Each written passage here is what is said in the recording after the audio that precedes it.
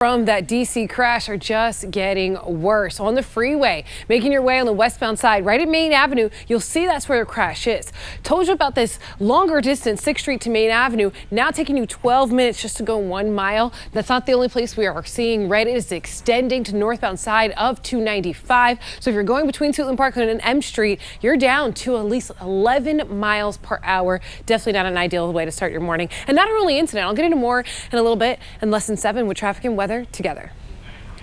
All right, Britt, thank you. Well, this week, the NATO Summit takes over Washington, D.C., and world leaders begin arriving today. But as you see here, protesters are eagerly awaiting their arrival. So take a look at this video from yesterday outside the White House. The Resist NATO coalition held this rally calling for NATO to stop spending on military action and instead fund housing, health, education, and climate initiatives. The summit begins tomorrow, but expect closures and congestion all around D.C. today. 7 News' Joy Wang is live near the convention center this morning with a look at the impacts. Joy, good morning.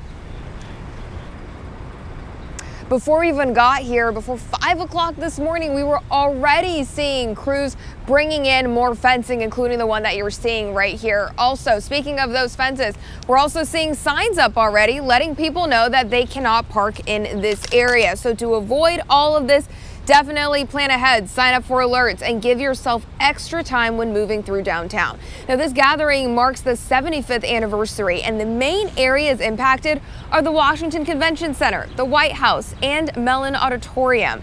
In the Federal Triangle area, that's where most of those road and sidewalk closures are. And we're also going to bring up some maps on your screen if you want to take a look. You can still walk to businesses and residences in these closure zones, but you will have to go through designated entrances. Some areas, cars will be blocked off, others screened. There's also 2 metro stations impacted, Federal Triangle and Mount Vernon Square. We've already got those details and hours up at WJLA.com. And as we mentioned earlier, MPD also expecting protesters. We are always prepared. We have a civil disturbance unit who will be prepared and on standby, but we also have other partners here in the regional area that will also support us in that space.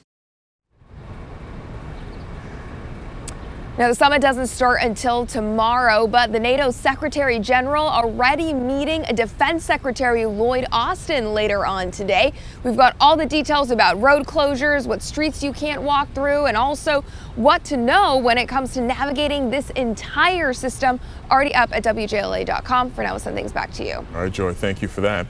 And with the road closures and fencing already up around the convention center, the Mellon Auditorium, and the White House businesses are worried about the impact, something they're preparing for at Selu Bakery and Mill, located just about 2 blocks from the convention center. They're in the fenced-off zone, and they worry customers won't be able to reach them. I'm just going to make 25% less and staff a little less. Since it's only a few days a week, we've planned ahead. So, I can stock pretty much what I need.